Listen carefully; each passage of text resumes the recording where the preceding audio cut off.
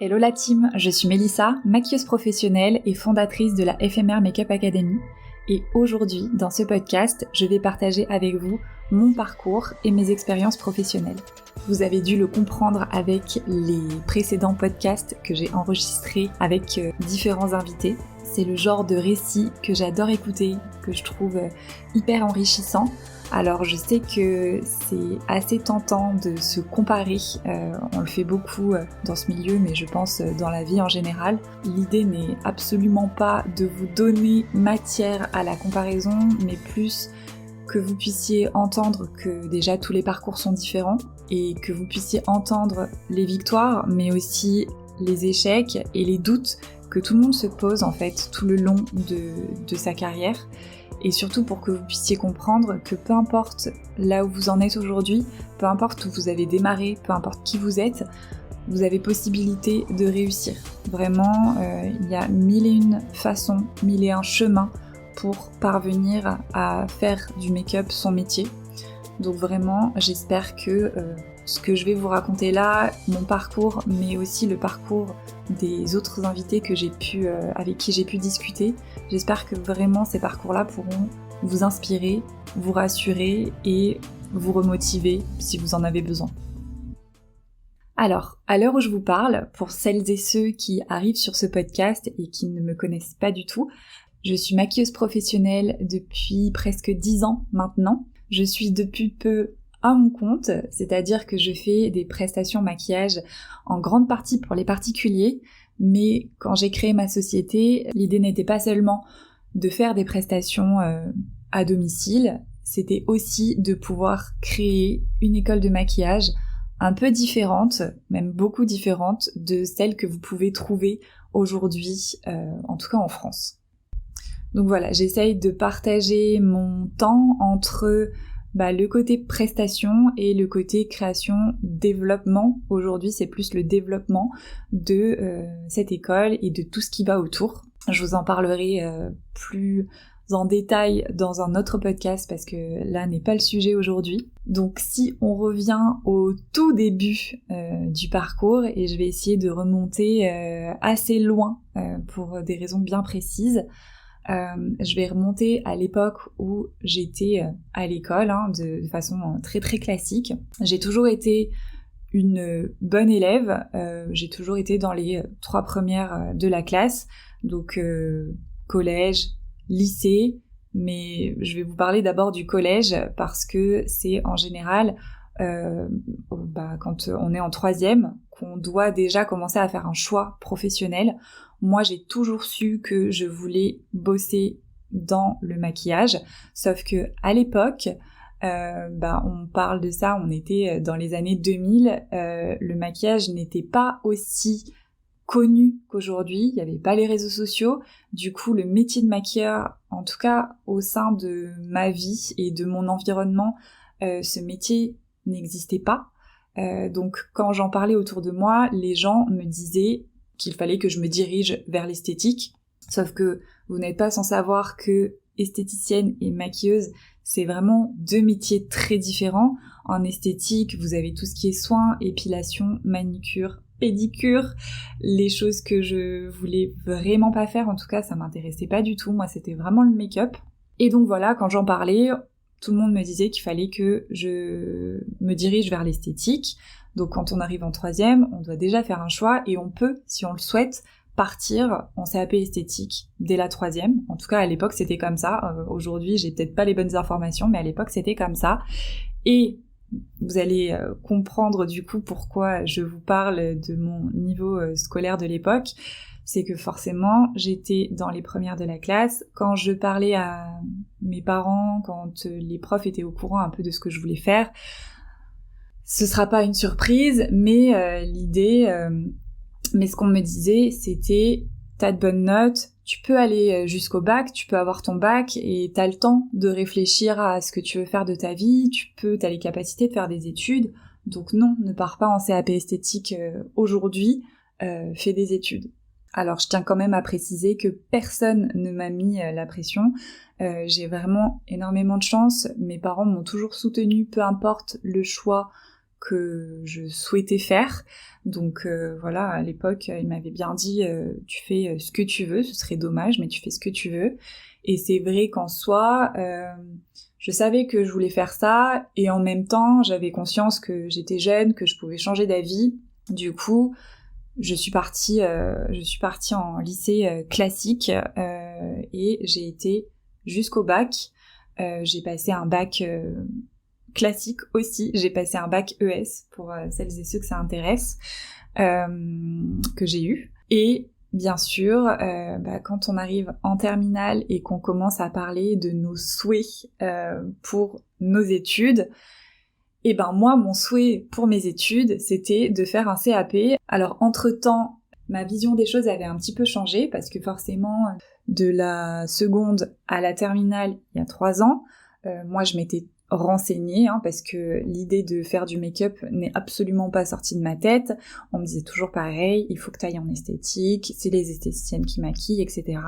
Et en fait, je saurais pas vous dire pourquoi ni comment, mais j'ai fait mes recherches sur internet à l'époque, et surtout je me souviens d'être tombée sur un magazine de mode, et forcément, un magazine de mode, il y a des mannequins, elles sont coiffées, elles sont maquillées, et je me suis dit mais c'est sûr, il y a quelqu'un qui est là en fait pour maquiller cette personne, et pour faire pour qu'ensuite elle puisse faire la couverture du magazine et les photos qu'il y avait dans le magazine. Je me suis dit, c'est sûr, ça doit exister ce métier. Donc j'ai fait des recherches sur internet. Effectivement, j'ai trouvé que le métier de maquilleur existait, maquilleur TV, maquilleur pour l'opéra, pour les spectacles. C'est vraiment, aujourd'hui, je me dis, mais c'est bête, je vois pas comment on a pu se dire, moi et tous mes proches, que le métier n'existait pas, que c'était que les esthéticiennes. Surtout aujourd'hui, c'est vachement connu, et je sais pas, ça me semble logique, mais je sais qu'à l'époque, ça l'était pas du tout, et j'avais dû vraiment me casser la tête à faire des recherches pour trouver que ce métier existait. Bref, en même temps que j'ai trouvé que ce métier existait, j'ai trouvé les écoles qui permettaient d'accéder à ce métier. Donc il n'y en avait pas énormément à l'époque. Je me souviens qu'il y avait entre autres Make Up Forever, je me souviens qu'il y avait ITM aussi, parce que c'était les deux sur lesquels je m'étais renseignée. Elles étaient toutes les deux sur Paris. Moi, pour vous dire un petit peu, je suis originaire de Bordeaux. Donc c'est un peu loin, il n'y avait pas encore le TGV en 2 heures pour aller à Paris, donc voilà, c'était un peu loin, et puis surtout le prix, parce que je me souviens vraiment, je vous raconte ça de mémoire, mais je me souviens que c'était entre, allez, je vais faire une grande fourchette, c'était entre 7 000 et 10 000 euros l'année. Moi, je viens d'une famille plutôt modeste. On n'a pas 10 000 euros à mettre dans une année d'école, surtout pour un métier, qu'on soit bien d'accord, c'est pas comme si on terminait l'année, qu'on avait notre diplôme, et qu'ensuite on avait du boulot directement dans ce secteur. C'est quand même un métier, on sait pas trop, quoi. Donc du coup, 10 000 euros comme ça dans une année, sans savoir et sans avoir l'assurance que derrière j'allais travailler et que j'allais pouvoir vivre de ce métier, c'était complètement insensé. Donc j'ai assez vite déchanté, je me suis rendu compte de la réalité des choses. Et donc le projet, c'était de partir en CAP coiffure, parce que je m'étais dit que le métier de coiffeuse, c'était toujours... c'était toujours avec mes idées un peu de l'époque, de petite jeune. Je m'étais dit, moi je veux faire de la coiffure, comme ça je vais coiffer des mariés. J'avais vraiment très envie de maquiller, de coiffer des mariés, c'était vraiment mon idée fixe. Du coup je m'étais dit, je vais faire un CAP coiffure, comme ça je saurais faire des chignons, faire des coiffures de mariés. C'était même pas pour couper les cheveux ou quoi que ce soit, Je voulais vraiment savoir coiffer des mariés. Et je m'étais dit, coiffeuse, c'est un métier sûr, en tout cas plus sûr et plus facile d'accès, donc je vais faire un CAP coiffure, tant pis, je travaillerai en salon, je mettrai de côté, et une fois que j'aurai assez, je ferai mon école de maquillage, et comme ça, je pourrai allier et la coiffure et le make-up. Donc ça, c'était mon projet. Arrivé en terminale, tous les vœux, c'était DUT, BTS, machin truc. Moi, j'étais la seule de la classe à vouloir faire un CAP coiffure. Mais ouais, je vous avoue que à l'époque, voilà, c'était comme ça. J'étais sûre de mon choix, donc en fait, je m'en fichais un petit peu de ce qu'on pouvait penser ou de ce qu'on pouvait dire. Bien que j'ai pas eu forcément de moquerie ou de quoi que ce soit, mais on se sent toujours un petit peu. En tout cas, moi, je me sentais toujours un petit peu à part, du coup, vu que j'avais pas du tout le même, les mêmes souhaits, les mêmes envies que mes copains copines de l'époque. Donc du coup, j'ai eu mon bac et ensuite je suis partie en CAP coiffure en 1 an parce que j'avais mon bac, donc du coup je pouvais passer mon CAP coiffure en 1 an. Mes parents ont financé cette première année de CAP coiffure parce que c'est payant hein, forcément. Donc là ils ont fait un gros effort et je les remercie encore, mais ils ont payé mon année de CAP coiffure.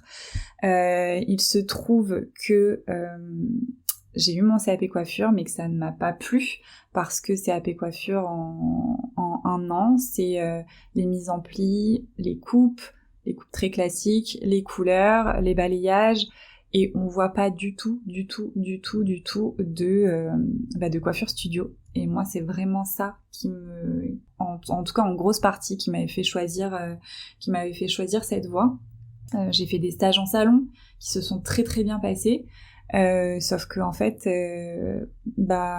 le constat c'était que je me voyais pas travailler dans un salon, je me voyais pas faire des mises en plis toute la journée, non, je me voyais pas, c'était non. Donc du coup, j'ai pris mon CAP.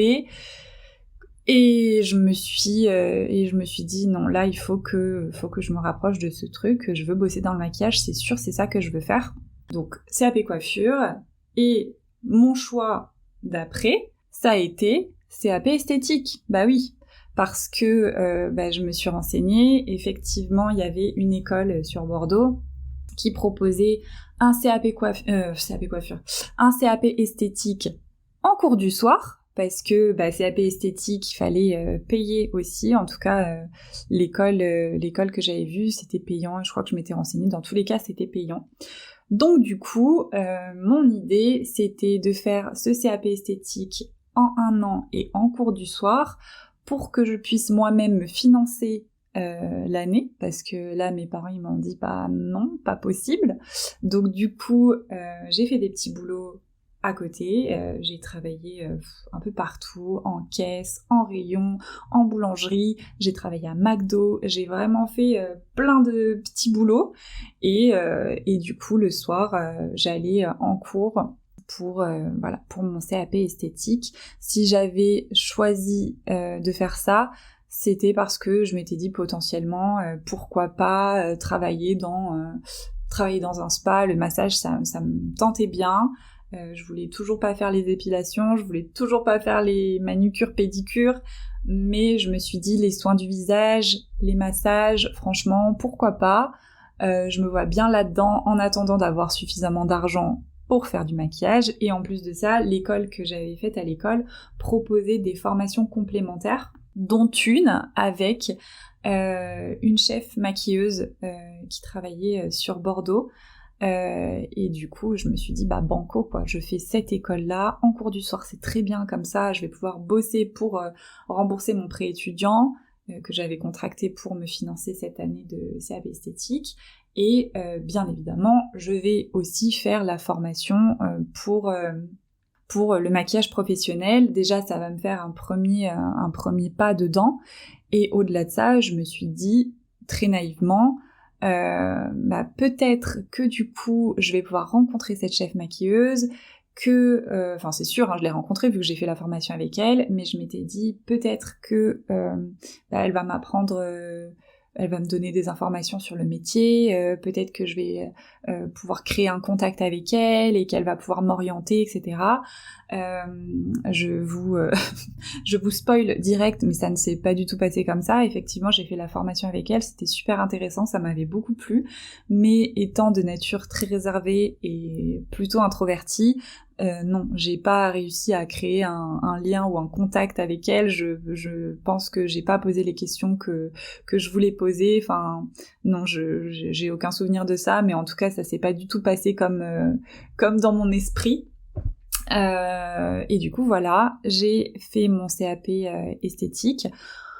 Je vous le donne en mille, j'ai pris mon CAP esthétique et je me suis dit non, pas possible, j'ai pas envie ni de faire un BP esthétique, ni de faire un BTS esthétique, ou de travailler en salon, non. Du coup, grosse remise en question, parce que bon, j'ai remboursé mon prêt étudiant, hein, ça y avait pas de souci, vu que j'ai bossé, mais du coup, je me retrouvais toujours, donc là j'avais 20 ans, et je me retrouvais à ne pas savoir ce que j'allais faire de ma vie, parce que les écoles de maquillage c'était toujours hors de prix, et je voyais pas comment devenir maquilleuse et comment faire ce que je voulais. Donc grosse remise en question, et au final j'ai pris, ça m'a pris quelques mois quand même, mais j'ai pris la décision de travailler pendant 1 an dans un boulot, peu importe lequel, de tout mettre de côté, parce que j'habitais encore chez ma maman à l'époque. Du coup, j'ai bossé, j'ai tout mis de côté. En parallèle, j'ai postulé pour faire une école de maquillage. Donc je me souviens, j'avais été accompagnée par la mission locale à l'époque. Et en fait, on avait identifié les écoles de maquillage que je pouvais faire. Et en fait, pour espérer avoir des aides financières de la région, parce que c'était possible. Et du coup, on a identifié les écoles qui étaient éligibles à ces aides. J'ai pas pu choisir mon école, hein, clairement, parce qu'il fallait que ce soit reconnu par l'État, que je puisse avoir un diplôme reconnu par l'État, forcément, vu qu'il y avait aide financière de la région. Et à l'époque, il y en avait qu'une seule qui existait, donc je vous dis ça, c'était en 2012. Et c'était l'atelier du Griffon à Lyon. Donc je vous avoue que à ce moment-là, je me suis dit de toute manière, je veux faire une école de maquillage, j'aurai jamais l'argent nécessaire pour faire Make Up Forever, impossible. Donc tant pis, je vais faire mon école de maquillage, peu importe laquelle. Je vais faire les stages qu'on propose à l'école, et j'espère, encore une fois, je me suis dit, j'espère me faire des contacts, j'espère apprendre ce que j'ai besoin d'apprendre, et j'aurai mon diplôme, et je serai maquilleuse. En tout cas, voilà, c'était un peu mon idée. Donc j'ai été accompagnée par la mission locale, on a fait le dossier, parce que forcément c'était sur dossier à l'époque, je sais plus comment ça se passe maintenant, mais c'était sur dossier, il fallait faire une lettre de motivation, joindre des documents ou des preuves comme quoi on avait une fibre artistique et qu'on avait les capacités de suivre les cours, et voilà, vous voyez un petit peu. Donc j'avais posté mon petit dossier, je crois que j'ai croisé tous les doigts, tout ce que je pouvais pour être prise, parce que vraiment c'était un peu limite le dernier espoir. Et en fait, j'ai été prise, j'ai eu les aides de la région. Alors ça ne m'a clairement pas tout payé, mais comme je vous ai dit, j'avais un boulot à côté, donc je mettais tout de côté pour financer le reste. Et puis surtout, là où je me dis que tout s'est hyper bien goupillé, c'est que vu que j'ai travaillé pendant pas 1 an, mais pas loin. Quand j'ai arrêté mon contrat, c'était un CDD, quand j'ai arrêté mon contrat, du coup j'ai eu droit au chômage, ce qui m'a permis de pouvoir vivre, de pouvoir payer mon loyer, de pouvoir payer mes courses, avec ce montant en fait de chômage, et l'argent que j'avais mis de côté, c'était pour payer mon école. Donc ça s'est super super bien goupillé. Pour vous dire, l'école, je crois que je vous l'ai dit, c'était l'atelier du Griffon à Lyon. Donc du coup, il me fallait un appart. Je suis partie de chez ma maman, et du coup, j'ai pris mon indépendance à ce moment-là. Donc vraiment, heureusement que j'ai pu avoir cette période de chômage-là. Et c'est tombé super bien, parce que vraiment, j'ai eu le chômage tout le long de l'année où j'étais à l'école. Et ça s'est arrêté quand j'ai eu mon diplôme. Donc voilà, du coup, j'ai fait cette école, l'atelier du Griffon. Vraiment, pour vous donner un petit peu mon avis, c'était bien parce que il y avait des plus et des moins.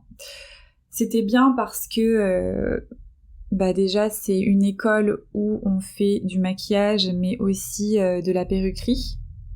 Donc j'ai vraiment touché à tout, j'ai fait des effets spéciaux, de la perruque, on a implanté une perruque, on a créé une perruque, on faisait des coiffures historiques, on a fait tout type de make-up, donc vraiment c'était ultra large, vu que je savais que je voulais être maquilleuse, mais que je connaissais pas non plus tous les domaines dans lesquels je pouvais travailler, je m'étais dit bah au moins comme ça je pourrais toucher à tout et puis je me ferai un avis, peut-être que ça m'ouvrira d'autres domaines, en tout cas toujours dans le make-up, mais peut-être que j'aurais envie de faire d'autres choses que du make-up beauté, make-up photo, etc.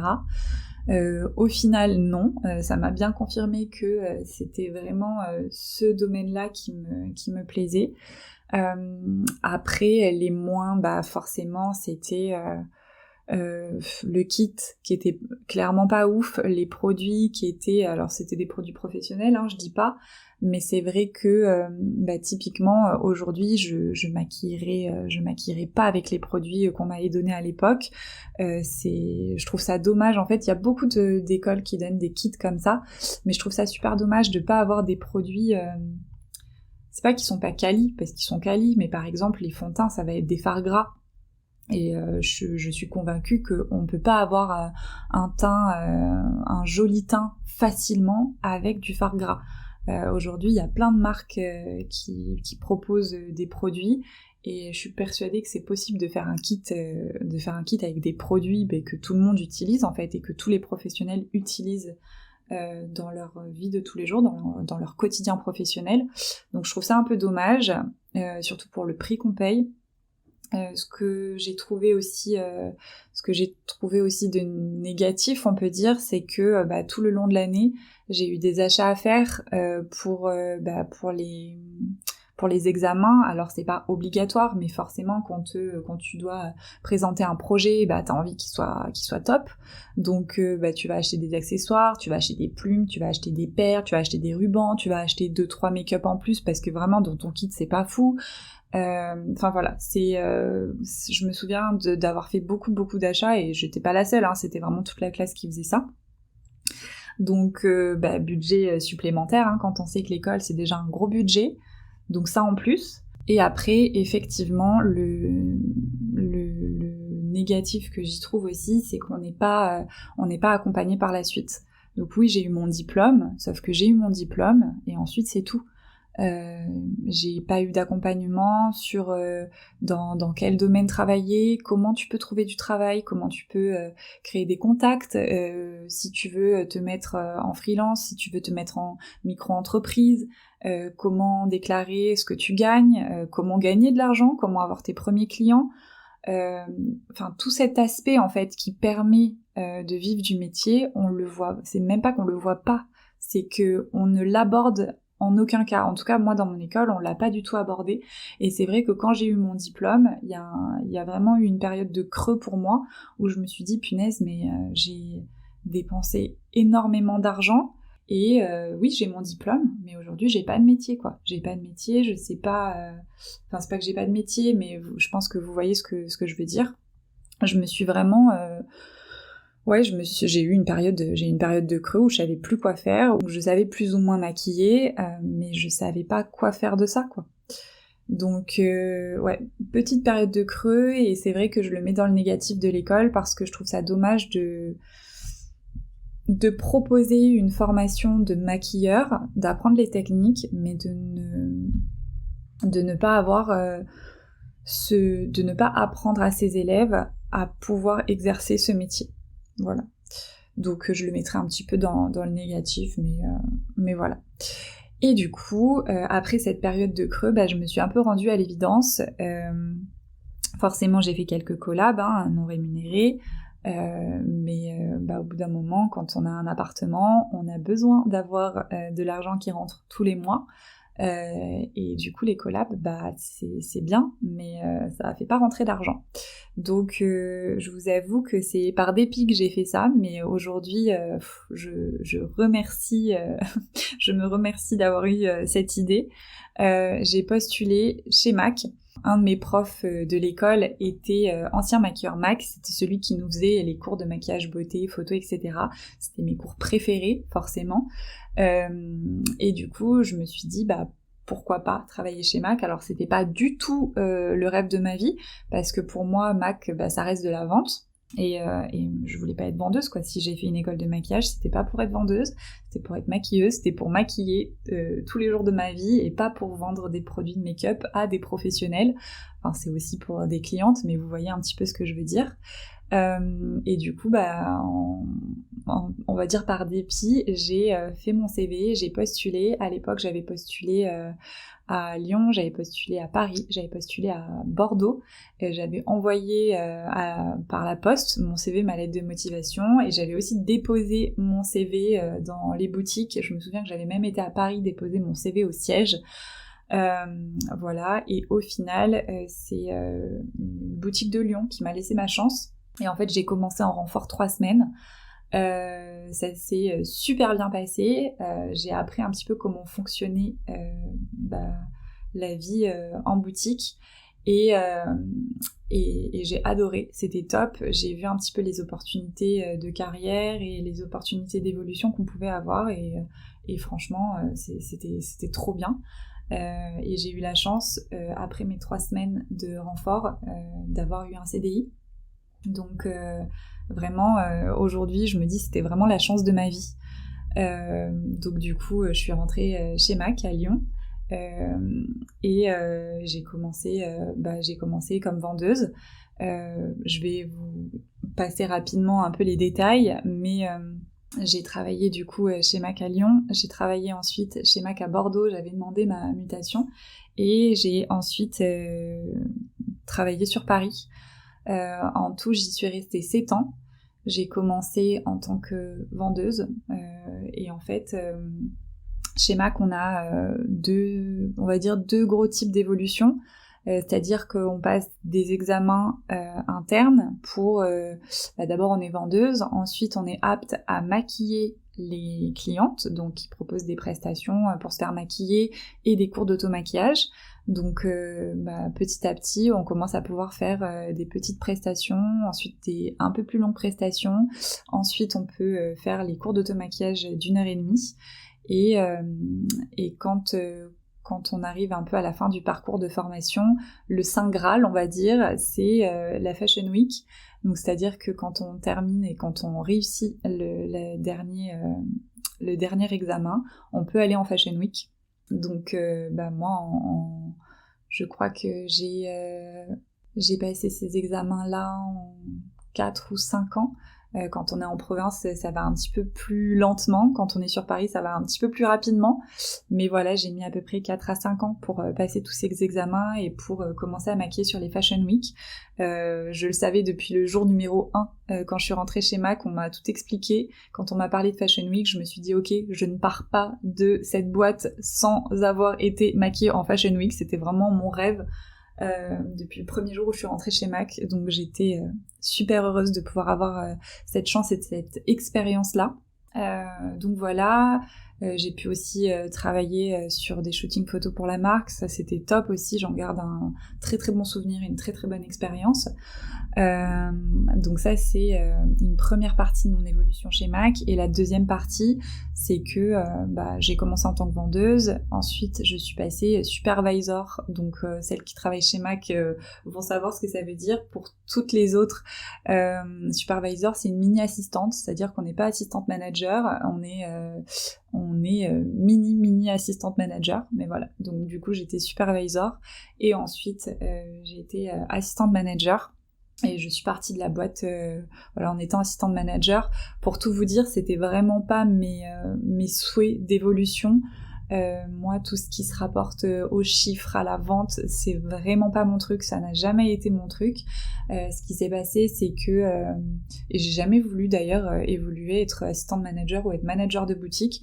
Ce qui s'est passé, c'est un bon feeling avec un manager, le fait aussi d'être dans la boîte depuis longtemps. Moi, j'ai toujours besoin d'apprendre, sinon je m'ennuie facilement, donc vraiment d'avoir un petit peu plus de responsabilité, et puis voilà, les bons feelings avec les collègues qui font que oui, ok, on a envie de s'investir un petit peu plus. Et donc voilà, c'est comme ça que vraiment j'ai commencé dans le management.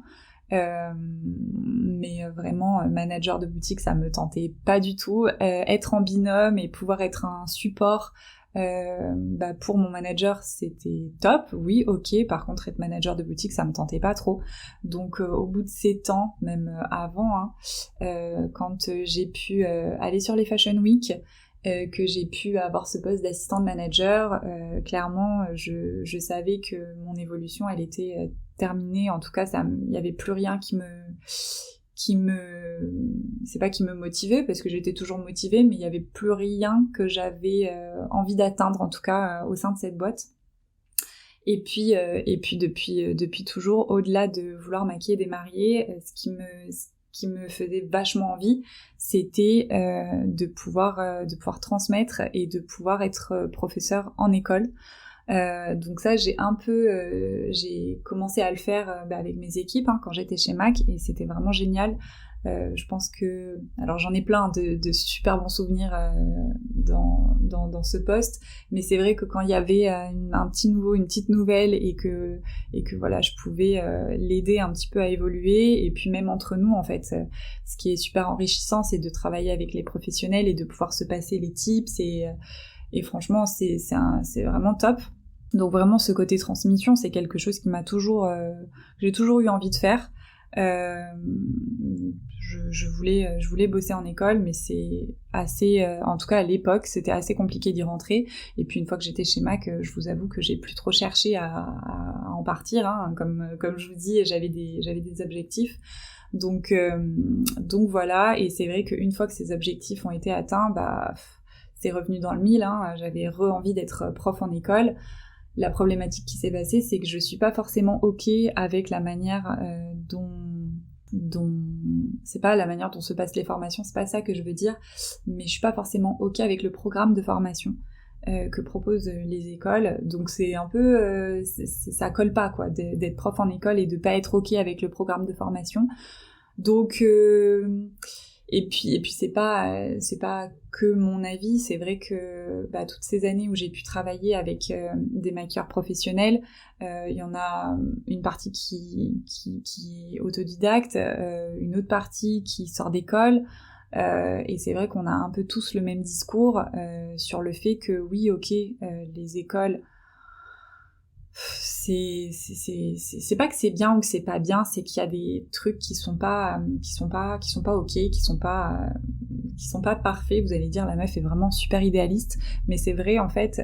Moi demain, si j'ai quelqu'un de cher à mon cœur, ou même une inconnue, en fait, qui me demande est-ce que tu me conseilles de faire une école, franchement, je suis pas sûre de dire oui. Alors ce sera pas un non catégorique, mais je suis pas sûre de dire oui. Donc voilà. Et donc je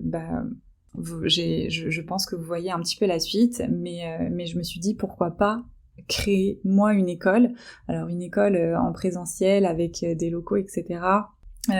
C'est beaucoup de boulot, d'investissement, et encore une fois, je viens pas d'un milieu où l'argent coule à flot, donc compliqué de voir aussi grand, mais pourquoi pas un jour. Mais je me suis dit, je suis sûre que c'est possible de faire quelque chose, et forcément, à l'ère du digital et des réseaux sociaux étant ce qu'il est aujourd'hui, je me suis dit pourquoi pas créer une école en ligne dans un premier temps, et puis voir comment ça prend, et puis voir comment je peux développer ça. Mais l'idée, c'était vraiment de pouvoir créer un programme de formation qui permet aux élèves de pouvoir travailler immédiatement après. Donc voilà, l'idée, c'était vraiment de pouvoir créer une école un petit peu différente. C'est pas l'objet du podcast aujourd'hui, donc je vous en parlerai dans un autre épisode. Mais voilà un petit peu, en tout cas mon parcours jusqu'à ce que j'atteigne mes objectifs chez Mac. Ensuite, je sais pas comment vous allez prendre ça, parce que chacun, on va dire, a ses croyances et sa philosophie de vie, mais moi je pense vraiment que que tout ce qui arrive dans la vie arrive pour une raison, et tout ce qui doit arriver arrive, et au bon moment. Et en fait, ce qui s'est passé, c'est qu'au moment où j'ai vraiment atteint tous mes objectifs, pas très longtemps après, le Covid est arrivé. Donc ça m'a permis aussi un peu de me poser, de prendre du recul sur le quotidien, parce que le quotidien, quand on travaille dans le commerce, c'est déjà de pas avoir de week-end, donc de pas avoir 2 jours consécutifs. Donc vraiment, moi je me souviens d'un quotidien où vraiment je me levais le matin, j'allais bosser, j'attendais mon jour de repos, et puis il passait super vite parce qu'il y avait qu'1 jour. Enfin vous voyez, c'est un peu le rythme effréné du quotidien quand on bosse en CDI 35 heures, et d'autant plus dans le commerce. Donc c'est vrai que ce Covid et ce confinement m'a permis de prendre vraiment du recul sur tout ça. Et j'avais déjà entamé les démarches pour créer ma société en parallèle de chez Mac. Et voilà, et au final, le Covid est arrivé. Et ensuite, j'ai eu l'opportunité de partir de chez Mac. Donc forcément je l'ai saisi. Moi j'avais déjà un projet en cours, donc c'était vraiment la suite logique. Et du coup je suis partie en 2021 de chez Mac. J'ai créé ma société en 2021. Donc aujourd'hui je suis maquilleuse à mon compte. Je maquille des mariés. Voilà, ça y est, j'y arrivais, je coiffe pas. C'est vrai que la coiffure, c'est vraiment une partie que j'ai totalement abandonnée, parce que, pour tout vous dire, j'ai des facilités dans le make-up que je n'ai pas en coiffure. Et j'ai un côté un peu perfectionniste, et la coiffure, le cheveu, je trouve que c'est un élément tellement qu'on peut pas vraiment contrôler. Et du coup ça me stresse, et du coup je prends moins de plaisir dans mes prestations. Donc j'ai décidé de vraiment me focus sur le make-up et d'enlever cette partie-là qui pour moi est stressante. Donc je fais plus que du make-up, mais je maquille beaucoup de mariés et j'adore. C'est vraiment un domaine dans lequel je me sens bien, et ça me fait vraiment plaisir de me lever le matin pour faire ça. Donc c'est vraiment le principal, en tout cas aujourd'hui pour moi. Donc voilà, je fais ça. Forcément, il y a d'autres événements. Je maquille sur des shootings, mais des prestations vraiment très classiques, et ça me va, ça me correspond bien. Et à côté de ça, je développe du coup la partie formation, donc je le fais petit à petit. Là, à l'heure où je vous parle, l'école en tout cas mon école en ligne est lancée depuis, ça fait 2 mois, donc c'est vraiment tout récent. J'ai plein d'idées pour la développer. D'ailleurs, j'en profite pour vous remercier des excellents retours que je reçois. Vraiment, ça me touche. Comme vous pouvez vous en douter, les débuts, c'est toujours un petit peu compliqué. C'est le temps que ça prenne, et puis on bosse énormément pour une contrepartie qui est pas forcément équilibrée. C'est normal, c'est le début, mais c'est dans ces moments-là qu'il faut tenir et qu'il faut avoir de l'endurance. Et c'est vrai que les retours positifs et tous les petits mots que vous pouvez m'envoyer, ça me permet de garder et de garder le cap, et de me rebooster dans les moments peut-être un petit peu de creux. Donc vraiment voilà, merci beaucoup.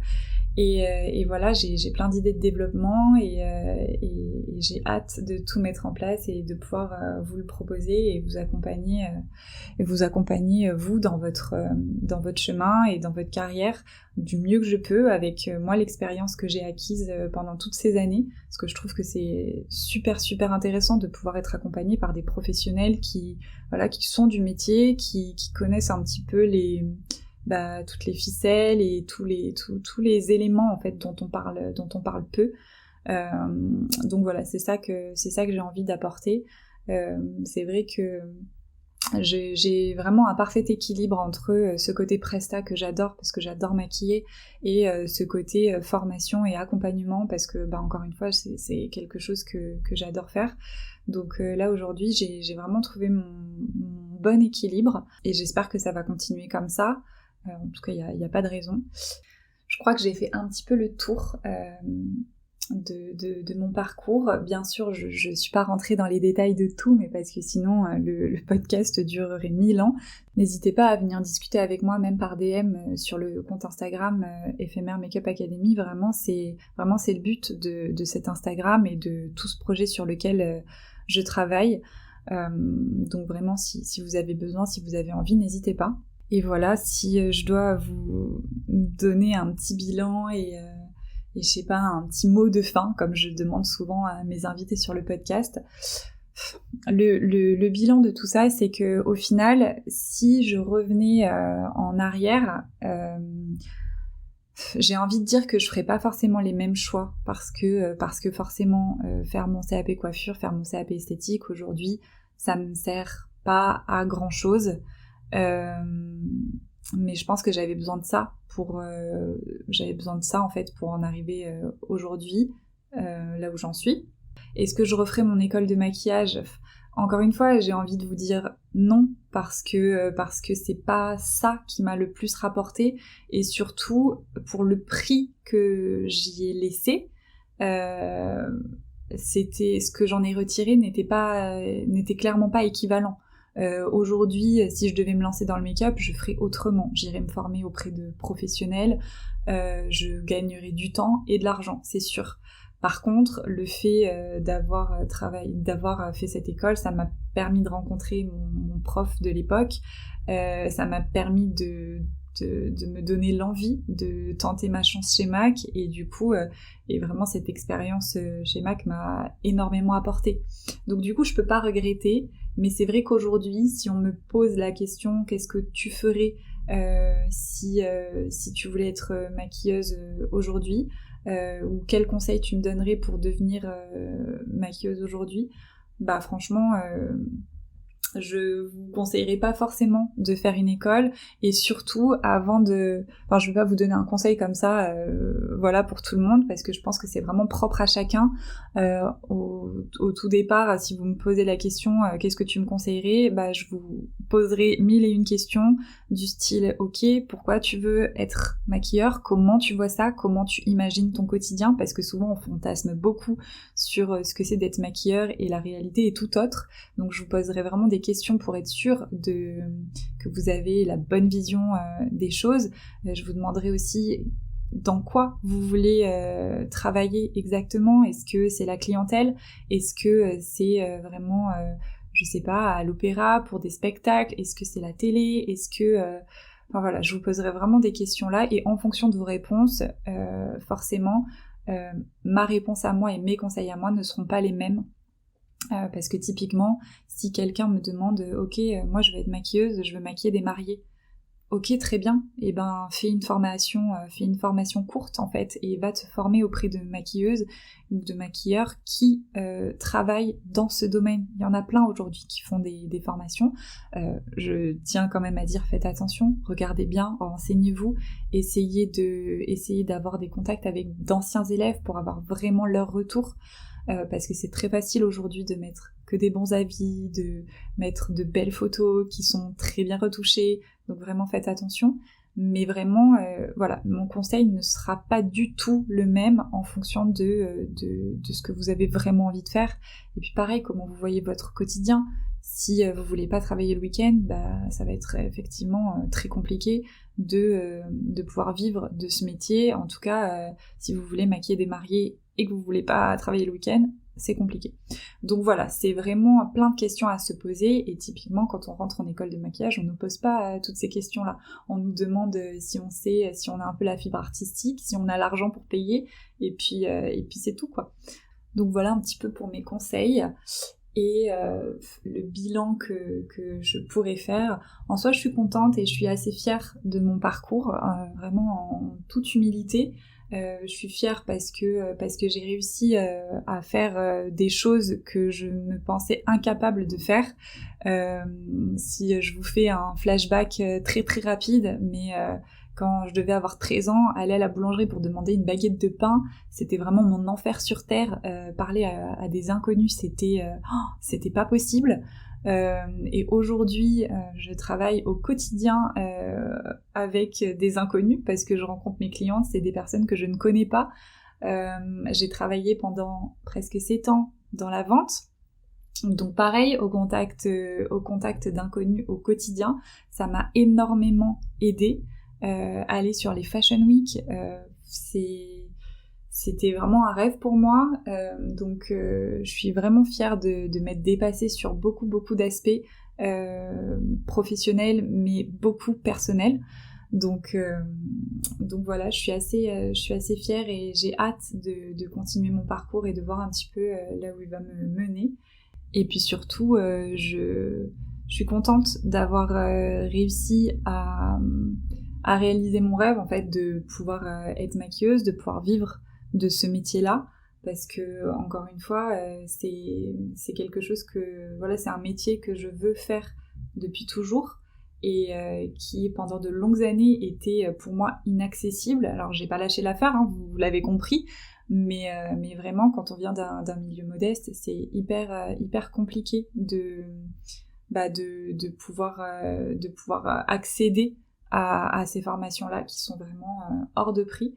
Donc je suis vraiment contente de pas avoir lâché, et je suis contente aujourd'hui de pouvoir partager ça avec vous, de pouvoir partager mon expérience et de pouvoir vous dire en fait voilà, j'avais pas forcément tous les éléments en ma faveur. J'avais pas le compte en banque bien rempli pour pouvoir me payer la formation de mes rêves. J'avais clairement pas le caractère ou la personnalité adéquate pour pour pouvoir avoir des contacts et pour pouvoir réussir dans ce métier avec juste de l'audace et du talent.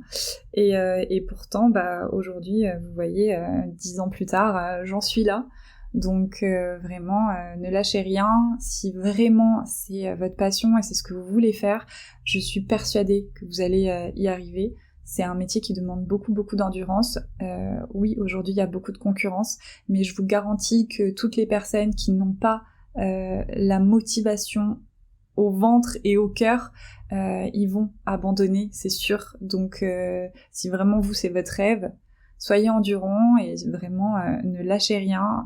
Vous pouvez y arriver, surtout aujourd'hui avec toutes les possibilités que vous avez et que moi j'avais pas à l'époque. C'est sûr que vous pouvez y arriver et faire votre place. Il y a de la place vraiment pour tout le monde. Donc voilà. J'espère que ce moment et ce partage aura été enrichissant pour vous tous, vous toutes. Je suis vraiment contente d'avoir pu partager tout ça avec vous. Vraiment, si vous avez des questions ou vous avez envie d'échanger avec moi sur un des sujets que j'ai abordés, ou peu importe le sujet d'ailleurs, vraiment n'hésitez pas, soit en commentaire sous le post qui sera dédié sur l'Instagram Éphémère Makeup Academy, ou via DM si vous avez besoin qu'on échange de façon plus détaillée. Mais voilà, vraiment n'hésitez pas, ça me fait toujours plaisir de pouvoir échanger avec vous. Je vais m'arrêter là. Merci encore de m'avoir écouté et je vous dis à très vite dans un prochain épisode de podcast.